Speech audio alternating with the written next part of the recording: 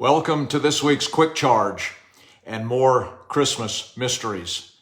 The story of the Magi in Matthew chapter 2 is not just an historical event, but actually a reflection of life itself. It reveals the mysteries or the hidden truths of God. Let's uncover some more of these simple yet vital Christmas mysteries. Mystery number 8. There is a good king and a bad king. The bad king fears the good king and does not want me to worship him. If I take counsel from the bad king, he will deceive me and he will ruin my journey. The order of God can be seen in twos or opposites. In Genesis 1, there is light and darkness, day and night, morning and evening, life and death, good and evil, truth and lies. There's never a third option. Likewise, there are only two kings. We're all serving one of them. There's only two choices ever.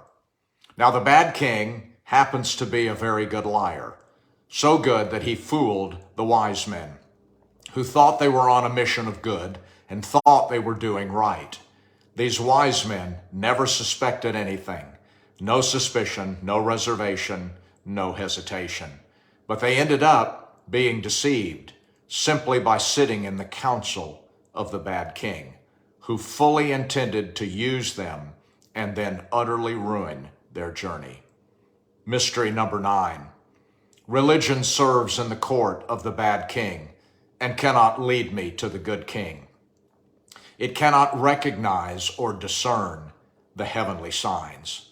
The leading priests and teachers of the law, as the Bible says, the most informed religious leaders and scholars could not recognize the signs of the coming king, nor could they recognize Jesus for who he was when he was among them.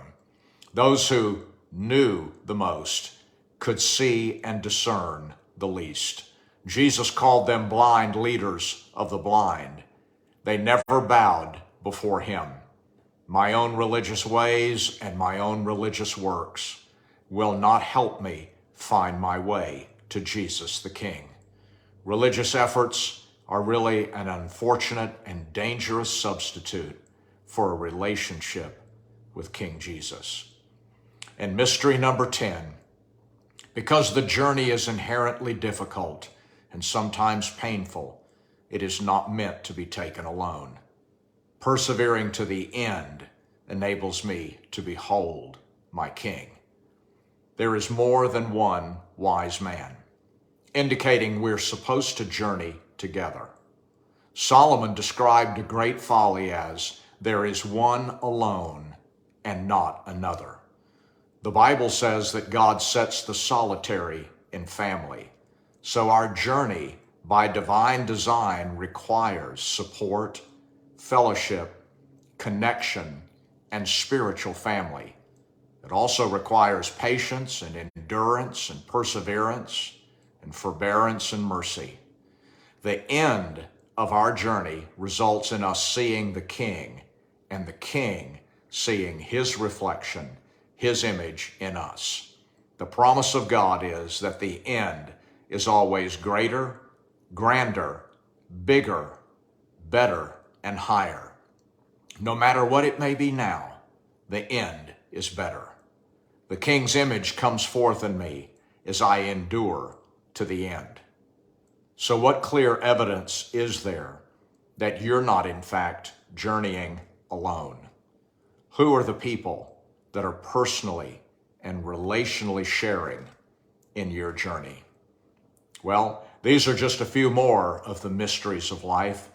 Join me next week for one final look at God's great Christmas mysteries. God bless.